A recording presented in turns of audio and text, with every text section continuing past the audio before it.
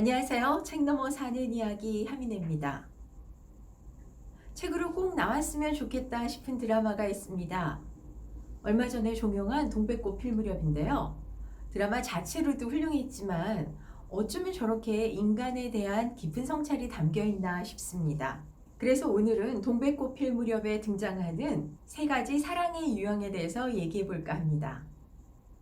첫 번째는 성숙한 사랑입니다. 바로 남자 주인공 황용식의 사랑법이죠. 초무파탈이다, 직진남이다 여러 가지 별명이 있지만요. 황용식의 사랑이 눈길을 끄는 건 현실에서도 보기 드문 아주 성숙한 사랑을 하고 있기 때문입니다. 아마 살면서 한두 번은 사랑이 뭘까? 사랑의 가치는 뭐지? 사랑을 해서 내가 얻는 건 뭘까? 생각해 보셨을 겁니다. 그래서인지 사랑에 대한 정의 또한 다양한데요. 그 중에서 가장 저한테 와닿았던 건 사랑이란 더 나은 사람을 만들어주는 것이란 점이었습니다. 용식의 사랑이 대단한 건 동백조차 깨닫지 못했던 내면에 숨겨져 있던 따뜻하고 강인한 또 다른 동백이를 밖으로 나올 수 있도록 도와줬기 때문입니다. 동백 씨는요, 이 동네에서 제일로 세고요, 제일로 강하고, 제일로 훌륭하고, 제일로 장애유. 어린 시절 트라우마로 자기 자신이 누군지 돌아볼 틈조차 없이 주변의 눈치를 보며 천덕꾸러기로 살아온 동백이의 본 모습을 돌아볼 수 있도록 용기를 주고 지지해 줍니다. 동백이는 용식이 앞에 서면 자기가 뭐라도 된 것 같고 대단해진 것 같은 기분이 든다고 엄마한테 고백을 하죠. 무너졌던 자존감과 정체성이 회복되는 순간입니다. 상처받은 경험이 있는 동백이 당황하지 않도록 지나치게 밀어붙이거나 가까이 다가가지도 않습니다. 언제나 동백이의 의견을 존중해주죠. 하지만 반드시 필요할 때는 말하지 않아도 곁에 있어줍니다. 마치 필구 야구 경기 때 드론을 들고 등장해서 확실히 편 들어준 것처럼 말이죠. 용식이를 보면서 저는 사랑을 받아본 사람이 제대로 된 사랑을 할 줄 아는구나 라고 생각했습니다. 씩씩하고 당당한 어머니, 팔자 탓을 하는 무당한테 대들 줄도 알고 또 도움이 필요한 사람은 누구보다도 먼저 보듬어 줄 아는 게장골목의 대장 곽덕순의 아들답죠.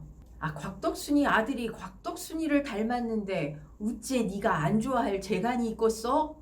정의로운 것도 사람 보는 안목이 있는 것도 어쩌면 합리적이고 통큰 엄마의 사랑을 제대로 받고 자란 덕분 아닐까요? 반면 미성숙한 사랑을 보여주는 두 커플도 등장합니다. 노규태와 홍자영, 강종렬과 미세스 강종렬 제시카 부부입니다. 옹산 최고의 지식인인 홍자영 변호사, 나름 쿨하죠. 어머니, 저 규태 좋아서 결혼했어요. 홍 변호사는 행간 없는 노규태의 단순함에 끌렸습니다. 능력쯤이야 내가 다 갖고 있는데 뭐. 비현실적인 자신감 때문에 선택과 책임을 다 할 줄 모르는 노규태와 사느라 이래저래 결혼 생활이 고달픕니다. 에릭 프롬은 사랑의 기술에서 사랑이란 빠지는 것이 아니라 참여하는 것이다 라고 말했습니다. 홍자영은 노규태의 허당미에 빠졌기 때문에 함께 성장하고 커나가는 성숙한 사랑의 경험을 하지 못한 거죠. 나 제시카야. 미세스 강종렬 제시카는 조금 더 심각합니다. 아직 덜 큰 어린아이 같죠? 분명히 남편 강종렬을 사랑하는데 어떻게 행동을 해야 될지 몰라서 조르고 투정하고 칭얼거리기만 합니다. 사실 강종렬도 만만치는 않습니다. 8살짜리 아들 필구보다 훨씬 더 어른스럽지 못하죠. 사랑이란 서로의 마음을 읽어주고 전하면서 키워가는 것이다 라는 것을 동백이한테 코를 한 대 세게 맞고 나서야 비로소 깨닫습니다. 어쩌면 우리 주변에서 볼 수 있는 많은 유형들 중 하나일 겁니다. 물론 이 미성숙한 커플들이 결정적인 위기를 겪으면서 자신을 다시 돌아보고 거듭나게 되는 것 또한 이 드라마의 해피엔딩이죠. 마지막은 일방적으로 희생하는 최악의 사랑입니다. 절대로 해서 안 되는 치명적으로 위험한 사랑인데요. 바로 향미의 사랑법입니다. 향미는 살던 방을 빼서 전세금을 붙이고 어설픈 사기를 쳐서 있는 돈 없는 돈 싹싹 끌어모아 코펜하겐에 유학 간 동생에게 보냅니다. 어린 시절 술집 하던 엄마한테 방치당한 향미는 불쌍한 동생만큼은 이렇게 살지 않도록 만들어야 되겠다라는 일념으로 가진 험한 짓을 하고 또 그런 일들을 견뎌내죠. 동생을 머리에 이고 깨끗발을 띠고 자기 인생을 희생했지만 결국 동생에게 버림을 받죠. 향미는 동생을 위해 스스로의 인생을 던져버립니다.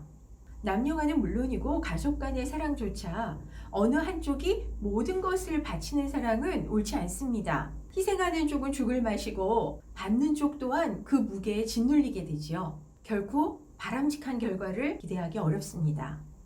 인간에게 누군가가 필요한 건 본질적으로 그 사람이 생존하기 위해서입니다.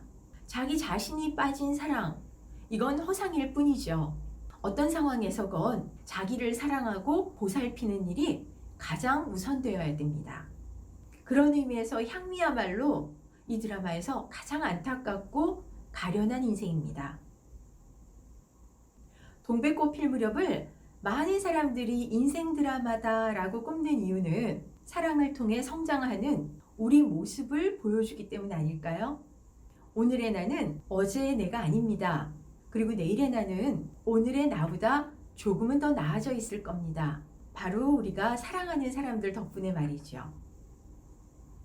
오늘 영상 재밌으셨습니까? 영상이 도움이 되셨다면 좋아요, 구독 빨간 버튼 꼭 눌러주시고요. 주변에도 많이 공유해주세요. 여러분들의 공유가 생각하는 사회를 만듭니다. 고맙습니다.